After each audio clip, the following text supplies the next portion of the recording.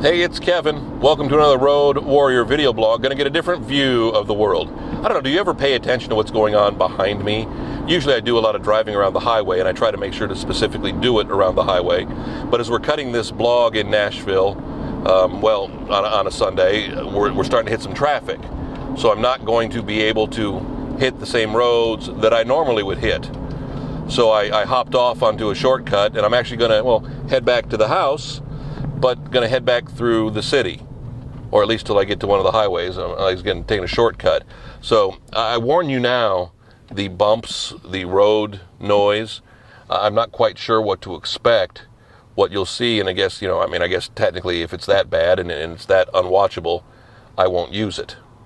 Yeah, but at the same time, if I don't look stupid and sound stupid, I'll probably use it, because in reality, what does it matter? I mean, I don't know if you're necessarily worried about, what kind of road noise is going on, what kind of things are happening around me.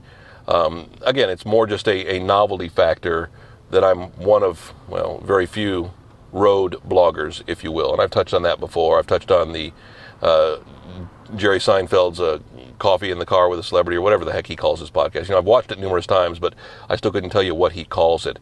It's almost like it's too involved for me. But at the same time, all you have to say is Jerry Seinfeld and video in car, and boom, you can find it pretty much anywhere on the internet.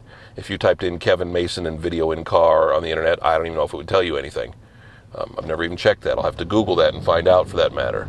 But it's always fun to me to allow you to see the world around me. It's almost like, I hope in the future I'm, I don't want to say marking time for the future.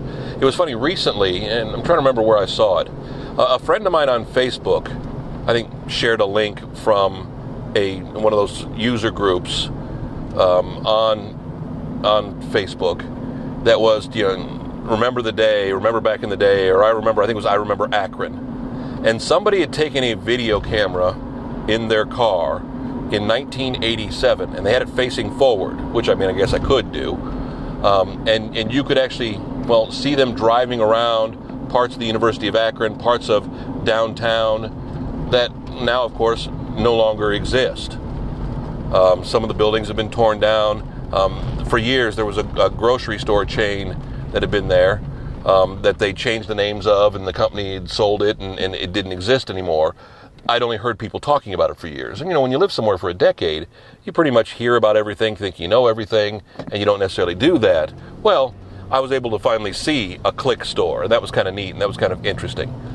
But I know while you're only seeing what's happening behind me in the rearview mirror, throughout the windows, if you will, you get a little bit of shot, mainly of cars coming and going, mainly of just traffic in general.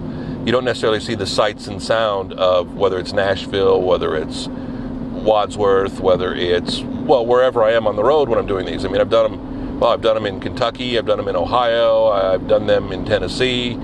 I think those are the only 3 states I've ever really video blogged from. Now with this new GoPro I've got, I think you get a better view of not only me, but you get a view of at least, a lot of trees usually, or some cars behind me, depending on what's going on. But I almost think it's almost going to be like a time capsule to my world down the road.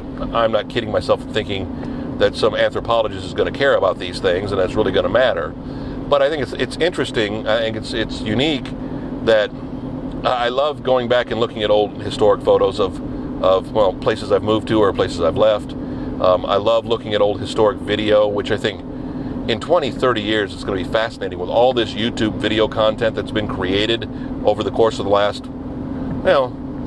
almost 50. I think what isn't YouTube now 15 years old, or maybe they're a little bit older than that. I forget what year they came out. I know they came out I thought it was 99, but I could be wrong. I think they just recently celebrated a birthday. But it's interesting to, in 20, 30 years, be able to go back and look and see the world we lived in, that there's now an easier photographic record. Now at the same time, can you imagine another 15 to 20 years of how much video the internet is going to hold?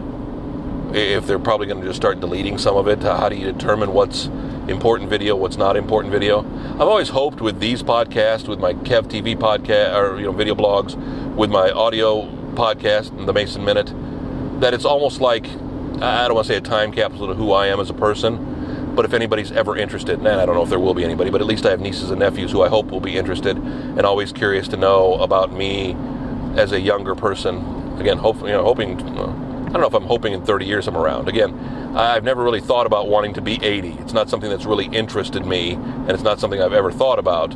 I'll cross that bridge when I get there. Another Road Warrior video blog next week for the time capsule, I guess you'd say. kevinmason.us, our home online. Also, you can find them on YouTube. Kevin Mason Music, my username there. We'll see you next week. Are you going to be able to see the Honda pulling up behind me in the light here? Historic. What is that, a 2008 Honda? I don't know. See you next week.